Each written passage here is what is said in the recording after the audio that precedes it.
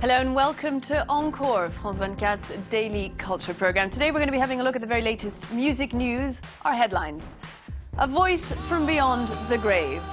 23 years after his death, Freddie Mercury is still making music. A new album released this week celebrates the timelessness of Queen. Another blast from the past, this time in the shape of a new Pink Floyd album. 20 years after their last release, David Gilmour and Nick Mason pay homage to keyboardist Rick Wright with The Endless River. And Paris is celebrated by French singer Zazz. Old classics are jazzed up and new songs released in praise of the beauty of the French capital. All that's coming up on today's show. Our music critic Mariam Saab will be joining me in just a moment.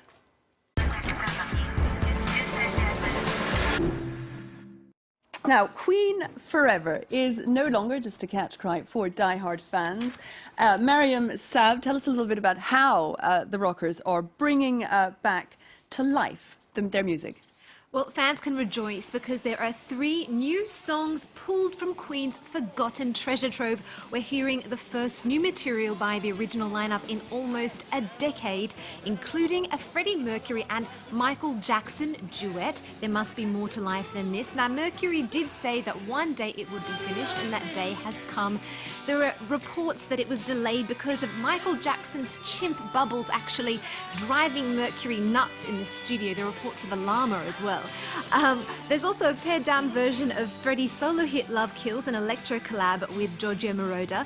Listeners are transported back to Queen's prime with music from the mid-70s right through to the early 90s. Songs from albums like Un Night at the Opera, The Works, The Game and Sheer Heart Attack, specially selected by drummer Roger Taylor and guitarist Brian May to showcase Queen's evolution. It's not so much a greatest hits, but a look at how they've progressed over the years. It's a real treat for fans, full of powerhouse ballads and that epic Queen sound. Also, Mariam, quite fitting that the proceeds of the album should be given to the very disease that killed Freddie Mercury all those years ago. Yes, there's a song, Let Me In Your Heart Again, originally recorded for Queen's 1984 album, The Works. It was actually remixed by William Orbit, and proceeds are going to Red Campaign to fund the fight against AIDS. Now, legendary frontman Freddie Mercury died in 1991, just a little over 24 hours after he revealed to the world that he had AIDS. Now, this is the moment you've all been waiting for, Freddie Mercury, as though he'd never left us.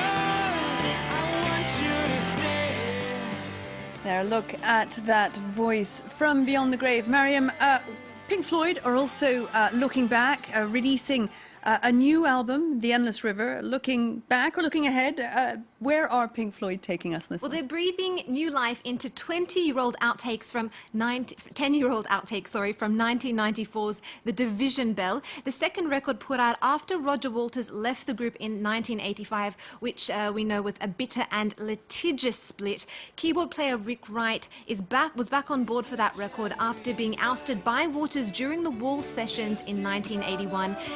The group say it's a belated tribute to Wright, who died of cancer in 2008, and it's seen as a bit of a Walter snub because he doesn't feature anywhere on this record, nor is he mentioned, and this is Pink Floyd's final record. Now, what can we expect from it? The record itself is sort of a continuation of The Division Bell. The last phrase on that record was The Endless River. It's full of ambient instrumental moods which build gradually over 4 pieces. It's really made for listening the whole way through. Much like the band itself, it's been described by legendary guitarist David Gilmour as a record that is greater than the sum of its parts. Now, the album ends with a vocal track, Louder Than Words, which was actually written by Gilmour's wife. I don't know how Roger Waters would feel about that one, but it fittingly reflects on the band's famous squabbling over the years. Now, some say that Pink Floyd post Roger Waters is a bit lackluster. I say this record is a last and very generous goodbye for the band, but Pink Floyd's legacy has proven that it is greater than any one member, and it's like the record itself, An Endless River. Here's guitarist David Gilmour talking about Pink Floyd and the good old days. We bitch and we fight, diss each other on sight.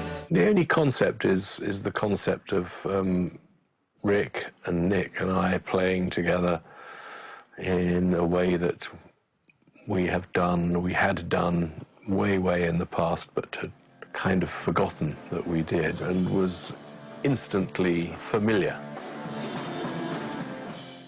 Next, Mariam, we move on to a road trip on America's sonic highways with the Foo Fighters. Tell us a little about where we're going to be stopping along the way and how they've managed to capture some of the places they visit in their music. Well, this is the Foo's Great 888, their 8th record, recorded across 8 cities in 8 iconic studios.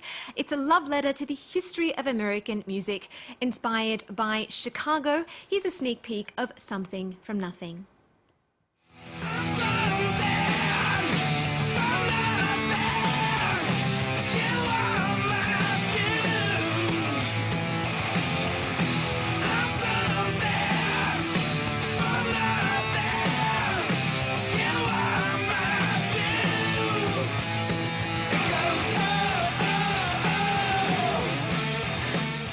Now we move on to something much more modern than what we began the programme on, Mariam. Tove Lo, Sweden's pop princess, has been making headlines all summer. What is it about her that fans find so addictive?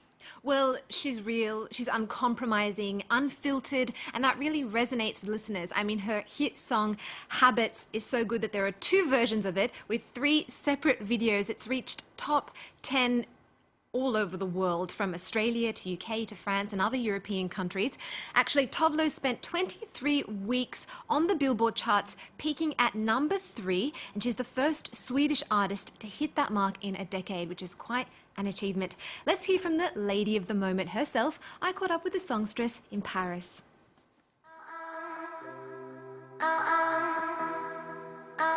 Hello, I'm Tove Lo, you're watching Encore on... On what? Hello, I'm Tove Lo, you're watching Encore on France 24.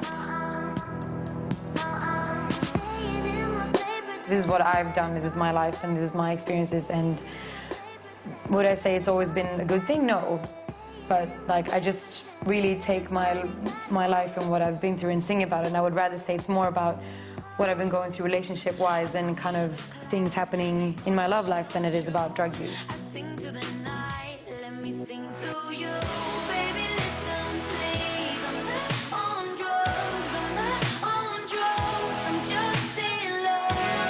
I rarely kind of grow in love with someone. Usually it's like hits hard right away, or at least, you know, the passion part of it. And I think that's usually also kind of also what I call like the grace period, where you're just really into each other, you know, you're in love, you're having the best sex of your life. Lovers into friends, move on to strangers. Heading into the love part where it's kind of gets scary because you start to need this person. Maybe, you know, jealousy starts to kind of come in a little bit because you're afraid that once you show all your sides and all your flaws, this person's not going to want you anymore. Really. Usually when it's passionate, it comes with pain. Are you kidding me? Whenever I'm content and things are just calm, I usually stir something up because it's not, I don't know, just I want to be able to feel things more than just your usual state, I guess.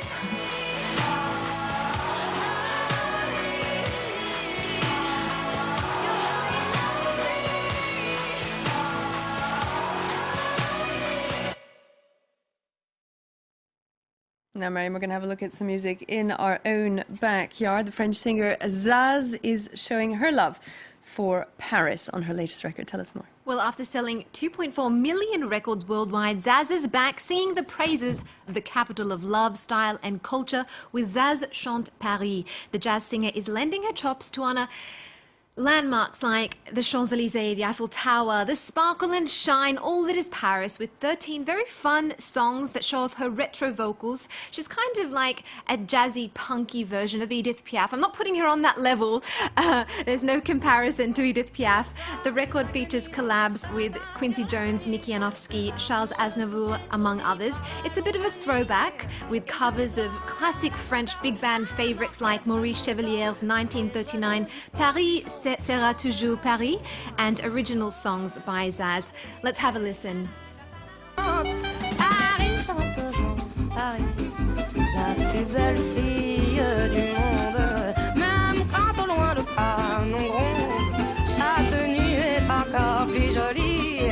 Paris sera toujours Paris, on peut limiter ses dépenses, sa distinction, son élégance n'en ont alors que plus le prix. Sounds quite good fun, actually. Now we're going to move from Paris to London, the 27th edition, Mariam, of Les Unrock Festival. It's kicking off this week, and you're going to tell us a little bit about the lineup. Yes, it's taking place from November 11th to 18th with gigs set from London to Paris. A few of my must-sees, Cassius, Benjamin Booker, Clapton, Brudinski. The big one, though, Damon Albarn is taking over Casino de Paris on November 12th. Now, there are rumblings that he may dip back into his old Blur catalogue. Definitely one to catch. Now, we're going to have a look at Blur in just a moment. First of all, though, you can check out our website, have a look at the very latest music and culture headlines. That's it from us for today, then. We leave you with Blur.